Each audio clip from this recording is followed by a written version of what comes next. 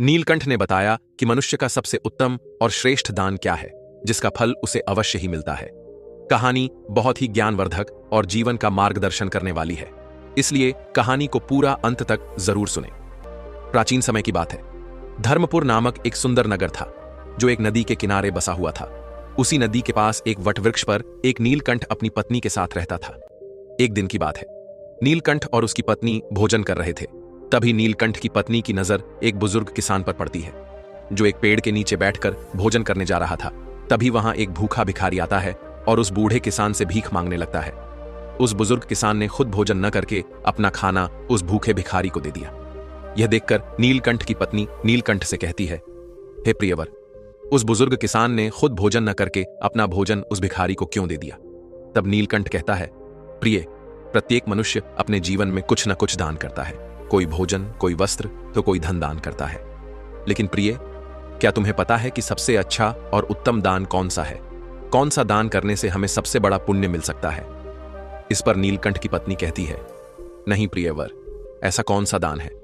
तब नीलकंठ कहता है, प्रिय, यह बात मैं तुम्हें एक कहानी के माध्यम से बताता हूं, जो न केवल प्रेरणादायक है, बल्कि जो भी कहानी को ध्यानपूर्वक अंत तक सुनता है, उसे इस कहानी से यह भी पता चलेगा कि सच्चा और अच्छा दान क्या होता है और इसका महत्व कितना बड़ा है। आगे नीलकंठ कहानी शुरू करता है और कहता है, प्रिय, प्राचीन समय की बात है। चंद्रपुर नामक किसी गांव में कैलाश नाम का एक युवक रहता था, जो लकड़ी काटकर अपना जीवन यापन करता था। वह अपनी पत्नी के साथ साधारण जीवन जी रहा था। जलाऊ लकड़ी से होने वाली आमदनी पर्याप्त नहीं हो पाती थी, जिससे हमेशा उसके परिवार में भोजन और कपड़ों की कमी बनी रहती थी। एक दिन परेशान होकर गुस्से में कैलाश की पत्नी उससे कहती है, कितने दिनों तक यह सिलसिला चलता रहेगा? ना कोई त्योहार होता है, ना कोई खुशी। क्यों ना इस लकड़ी काटने के काम को छोड़कर तुम नगर जाकर कोई और काम ढूंढ लो। कब तक हम यूं ही कठिनाइयों और गरीबी में जीवन बिताएंगे? कैलाश ने बड़े प्यार से उत्तर दिया, भाग्यवान, मैं हमेशा तुम्हारी बात मानता हूं, लेकिन मैंने पहले भी कहा है कि मैं यह गांव नहीं छोड़ सकता। शहर में यहां के जैसी शांति नहीं मिलेगी, और हां, मैं नहीं चाहता कि यह विषय हमारे बीच दोबारा आए। उसकी पत्नी ने कहा, ठीक है, जैसा तुम्हें सही लगे। खाना तैयार है, खाकर लकड़ी काटने चले जाओ। दोस्तों, भोजन करने के बाद कैलाश लकड़ी काटने के लिए जंगल की ओर निकल पड़ा। चलते चलते वह काफी दूर पहुंच गया। वह सोचने लगा, आज तो बहुत दूर आ गया हूं, मुझे एक बड़ा पेड़ चाहिए जिससे आज अच्छी आमदनी हो जाए। लेकिन ऐसा कोई बड़ा वृक्ष नजर नहीं आ रहा। वहां एक पेड़ है, पर छोटा है। चलो आज के लिए इसी से काम चला लेता हूं। कैलाश ने वह पेड़ काटा और सिर पर जलाऊ लकड़ी का गट्ठर रखकर नगर की ओर बेचने के लिए निकल पड़ा। लेकिन नगर पहुंचने पर उसने देखा कि लकड़ी खरीदने वाला कोई नहीं था। वह सोचने लगा, क्या मुझे यह सारी लकड़ियां वापस घर ले जानी पड़ेंगी? तभी रास्ते में एक पंडित ने उसे आवाज लगाई, सुनो लकड़ी बेचने वाले, इधर आओ, ये लकड़ियां कितने की हैं? कैलाश ने कहा, पंडित जी, आपको सारी लकड़ियां चाहिए या आधी? अगर सारी चाहिए तो कम दाम में दे दूंगा। पंडित ने कहा, मुझे सारी लकड़ियां चाहिए, लेकिन तुम्हारे बताए गए दाम पर नहीं, मैं सिर्फ अपने दाम पर ले सकता हूं। कैलाश ने थकान भरे स्वर में कहा, अरे तो फिर यह लकड़ियां बहुत सस्ती हो जाएंगी, लेकिन चलिए दे दीजिए, वैसे भी मैं थक चुका हूं। पंडित ने 60 रुपए देते हुए कहा, यह लो, और लकड़ियां यहां रख दो। वैसे तुम भूखे लग रहे हो, क्या कुछ खाना खाओगे? सब तैयार है, खाना खाकर ही जाना। कैलाश ने कहा, मुझे भूख तो बहुत लगी है, लेकिन अगर मैं खाऊंगा तो आपके लिए खाना नहीं बचेगा। रहने दीजिए, मैं घर जाकर खा लूंगा। पंडित मुस्कुराते हुए बोले, चिंता मत करो, यहां इतना खाना है कि 20 लोग और खा सकते हैं। जब भी भूख लगे यहां आया करो। कैलाश ने पूछा, क्या आप हमेशा ही सबको ऐसे खाना खिलाते हैं? पंडित ने उत्तर दिया, जब तक परमात्मा ने मुझ पर कृपा बना रखी है, मैं यह करता रहूंगा, यह सब उनकी मर्जी है। कैलाश ने कहा, ठीक है, तो मैं आज खाना यहीं पर खाऊंगा। उस दिन कैलाश ने उस पंडित के घर भर पेट भोजन किया और धन्यवाद देते हुए बोला, पंडित जी, आप बहुत ही दयालु और नेक दिल इंसान हैं। ऐसा अच्छा काम करने में मैं आपकी मदद करना चाहता हूं। अब से मैं लकड़ियां 60 रुपए में ही दिया करूंगा। पंडित ने कहा, बेटा, सकुशल घर जाना। कैलाश ने काटी हुई सारी लकड़ियां पंडित को 60 रुपए में दे दी और घर की ओर निकल गया। घर पहुंचते ही उसकी पत्नी ने पूछा, इतनी देर क्यों हो गई? क्या आज लकड़ियों का अच्छा सौदा मिल गया? लाओ पैसे। कैलाश ने उत्तर दिया, देखो, सौदा अच्छा तो नहीं था, आज केवल 60 रुपए ही मिले हैं, ये लो। उसकी पत्नी ने आश्चर्य से पूछा, क्या सच में तुम मुझे केवल 60 रुपए दे रहे हो? मैंने सोचा था कि आज शायद 2 गुना कमा कर लाओगे, लेकिन तुमने तो आधे ही दिए हैं। इतनी देर तक तुम कहां थे? क्या कर रहे थे? तब कैलाश ने कहा, मैं लकड़ियां बेचने गया था, लेकिन खरीदने वाला कोई नहीं मिला। फिर पास के नगर में धर्मपाल पंडित नामक एक विद्वान के घर चला गया। उनके यहाँ जो भी जाता है वे उसे प्यार से भोजन कराते हैं। ऐसे लोगों के लिए हमें कुछ करना चाहिए। उसकी पत्नी ने पूछा, हमेशा खाना खिलाते हैं? फिर तो वे बहुत अमीर होंगे, नहीं तो इतने लोगों को खाना कैसे खिलाते हैं और तुमने उनकी मदद कैसे की? कैलाश ने कहा, वे उतने अमीर नहीं हैं जितना तुम सोच रही हो। वे एक अच्छी भावना रखते हैं और उस नगर के मंदिर के पुजारी हैं। वे अपनी मेहनत की कमाई से ही सबको खिलाते हैं। मैंने उनकी मदद के लिए कहा कि मैं उनके लिए हमेशा लकड़ियां 60 रुपए में ही काटकर दे दिया करूंगा। उसकी पत्नी ने कहा, क्या इतना काफी है? अगर तुम 2 गट्ठर लकड़ी नहीं काट सकते तो हर दिन 60 रुपए में घर कैसे चलेगा? मुझे बताओ। कैलाश ने उत्तर दिया, मैं अपनी हर कोशिश करूंगा और जो भगवान की इच्छा होगी वह होगा। आज मैंने उनके घर खाना खाया है, एक दिन तुम्हें भी वहां ले चलूंगा। इसके बाद कैलाश ने हर दिन जलाऊ लकड़ी काटी और अपने वादे के मुताबिक पंडित को सिर्फ 60 रुपए में ही बेचा। एक दिन पंडित भोजन करने बैठे ही थे कि बाहर से आवाज आई, पंडित महाराज, लकड़ी लेकर आया हूं, यहां आकर लकड़ियां ले लीजिए ताकि मैं जा सकूं। पंडित ने बाहर आकर कहा, कैलाश, मैं तुम्हें 60 रुपए नहीं दे सकता, तुम अपनी लकड़ियां वापस ले जाओ। कैलाश ने कहा, पैसे कल दे देना, लेकिन लकड़ियां यहीं छोड़ूंगा, मुझे बहुत भूख लगी है, क्या आप मुझे भोजन दे सकते हैं? वैसे भी आप सबको खिलाते हैं। पंडित ने मुस्कुराते हुए कहा, क्यों नहीं कैलाश, पहले अपने हाथ पैर धो लो, तब तक मैं भोजन की व्यवस्था करता हूं। पंडित ने घर के अंदर जाकर अपनी पत्नी से यह बात कही। उसकी पत्नी बोली, आपने ऐसा वादा क्यों किया? हमारे घर में खाने के लिए कुछ भी नहीं बचा है, सिवाय उस भोजन के जो मैंने अभी आपको परोसा है। पंडित की पत्नी बोली, इस समय हम कैलाश को कैसे खिलाएंगे? सारा खाना खत्म हो चुका है, क्या आपको यह नहीं पता? पंडित बोले, अरे इसमें कौन सी बड़ी बात हो गई? तुमने जो खाना परोसा है वह कैलाश के लिए पर्याप्त है। मैं सोच रहा हूं कि आज उपवास कर लूं। पंडित की पत्नी बोली, मुझे बताओ, तुम ऐसा कितनी बार करोगे? जब हमारे पास खुद के लिए भी पर्याप्त नहीं है तो दूसरों के लिए इतना सब क्यों करते हो? यह सब कहां से आएगा? पंडित बोले, ईश्वर सब कुछ देते हैं, पहले कैलाश को भोजन परोस दो। मित्रों, पंडित ऐसे ही लोगों को भोजन कराते थे, भले ही उनके पास स्वयं के लिए भी कुछ ना हो। एक दिन कैलाश लकड़ी काटने जंगल गया। उसने सोचा, जंगल के किनारे के सारे सूखे पेड़ तो मैं पहले ही काट चुका हूं, अब जो बचे हैं वे सब हरे पेड़ हैं। जंगल के अंदर जाना थोड़ा मुश्किल लग रहा है, मैं इससे पहले कभी इतना अंदर नहीं गया। यहां जंगली जानवर भी हो सकते हैं, अगर मुझे कुछ हो गया तो क्या होगा? यह सोचकर वह जंगल के भीतर डरते डरते चला गया। वह काफी दूर निकल गया, लेकिन कोई उपयुक्त पेड़ नहीं मिला। अचानक उसे एक बड़ा पेड़ दिखा।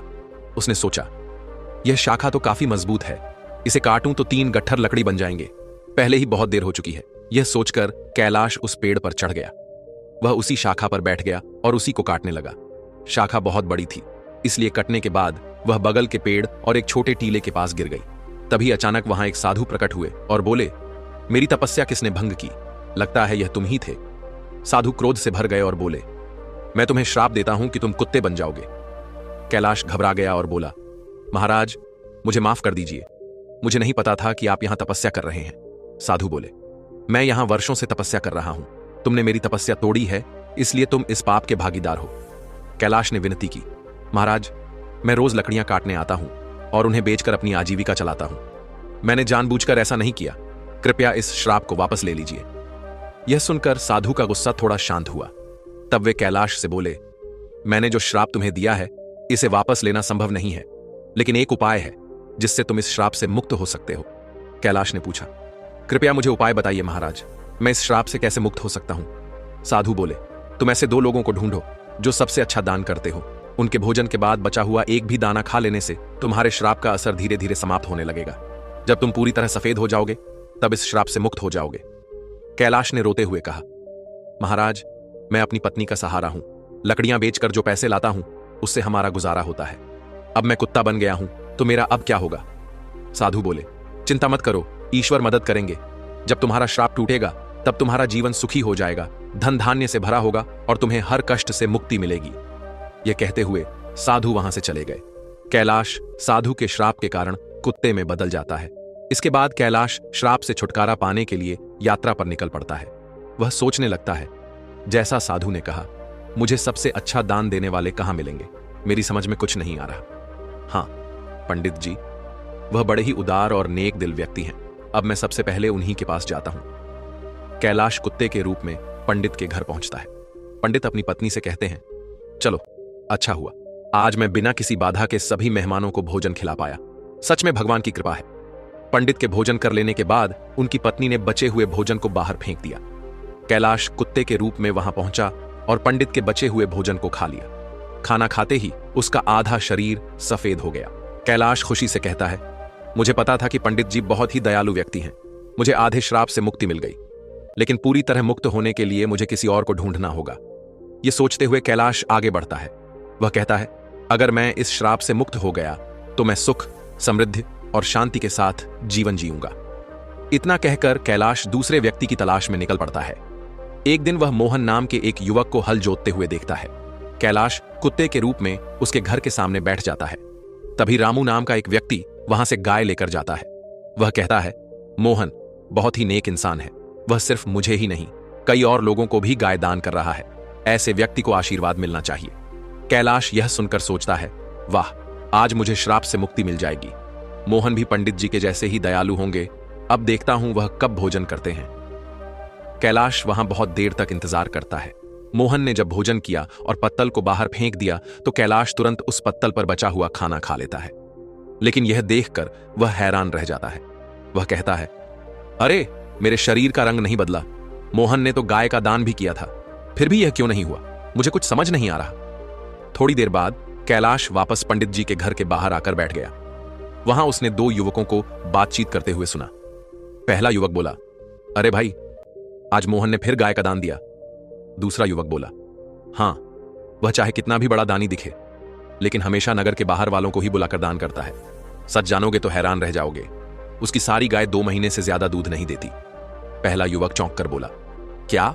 अगर वह ऐसा करता है तो उसे अवश्य ही पाप लगेगा। हमारे राजा की तरह कोई और नहीं कर सकता।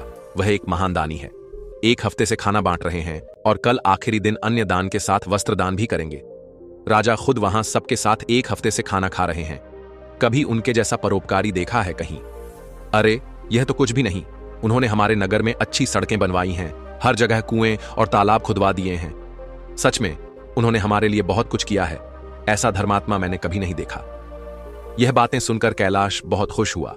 उसके मन में विचार आया, चलो, अब तो तय है कि मुझे मेरे श्राप से मुक्ति मिल जाएगी। मुझे तुरंत राजा के पास जाना चाहिए। वह राजमहल में नहीं, बल्कि लोगों के साथ खाना खा रहे हैं। इस अवसर का लाभ उठाना चाहिए। अगले ही दिन कैलाश उस जगह पहुंच गया जहां राजा भोजन करा रहे थे। वहां उसने राजा को कपड़े बांटते हुए देखा। वह सोचने लगा, राजा कितने महान हैं। वह भोजन देने के साथ साथ सभी को वस्त्र भी बांट रहे हैं। मैं जिन अच्छे लोगों को ढूंढ रहा था, निश्चय ही यह वही व्यक्ति है। मुझे उनके भोजन के बाद इंतजार करना होगा। राजा के भोजन करने के बाद सैनिक उस पत्ते को बाहर फेंक देते हैं जिसमें राजा ने खाना खाया था। यह देखकर कैलाश वहां गया और उस पत्ते में से बचा हुआ खाना खा लिया। लेकिन यह देखकर वह चौंक गया। उसने कहा, अरे, यह क्या? इतने महान दानी राजा का भोजन करने के बाद भी मेरा रंग नहीं बदला। यह श्राप तो किसी दूसरी वजह से लग रहा है। मुझे तुरंत उस साधु के पास जाना चाहिए जिन्होंने मुझे यह श्राप दिया।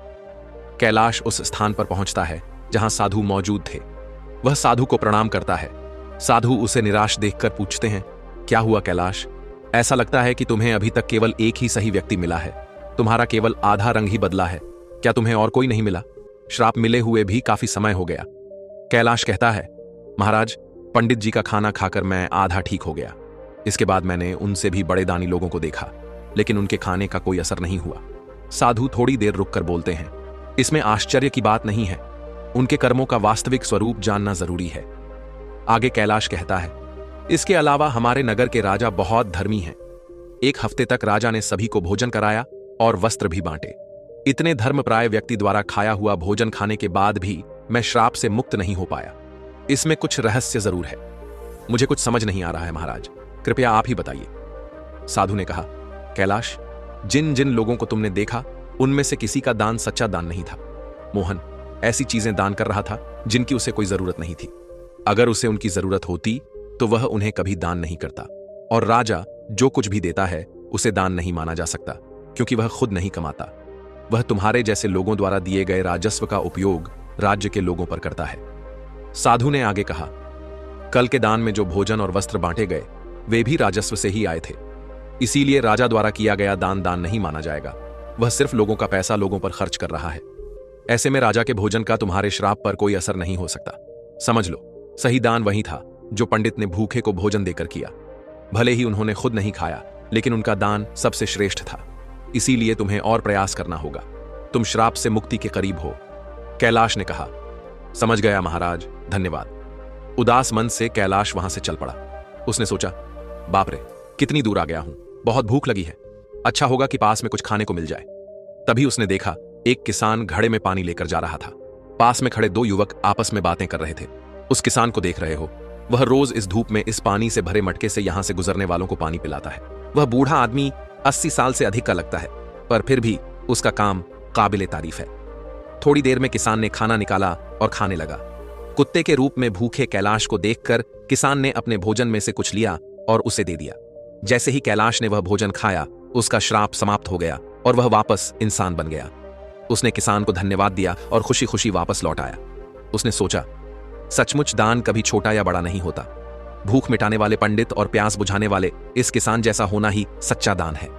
सबसे अच्छा दान वही है जो निस्वार्थ भाव से दूसरों की मदद के लिए किया जाए। चलते चलते कैलाश अपनी पत्नी के पास अपने घर पहुंच गया और खुशी से रहने लगा। उधर पंडित ने इतना दान कर दिया था कि उसकी आर्थिक स्थिति खराब हो चुकी थी। जब उसकी पत्नी ने उससे कहा, पास के नगर में एक राजा रहते हैं जो पुण्य को खरीद लेते हैं, आप उनके पास जाकर अपना कुछ पुण्य बेचकर पैसे ले आइए ताकि हमारा काम चल सके। पंडित ने पहले तो मना कर दिया, लेकिन पत्नी के बार बार कहने पर वह जाने को तैयार हो गया। उसकी पत्नी ने उसके खाने के लिए 4 रोटियां बनाकर दी। पंडित अपने घर से चल पड़ा। जब वह नगर के समीप पहुंचा तो उसने एक तालाब देखा। वहां स्नान आदि कर्मों से निवृत्त होकर वह रोटियां खाने के लिए बैठा ही था कि एक कुतिया उसके सामने आ गई। कुतिया ने जंगल में बच्चों को जन्म दिया था। 3 दिन से कुतिया और उसके बच्चे भूखे थे। भारी बारिश के कारण वह बच्चों को छोड़कर कहीं जा भी नहीं सकती थी। पंडित ने कुतिया को भूखा देखा तो अपने भोजन में से एक रोटी उसे दे दी।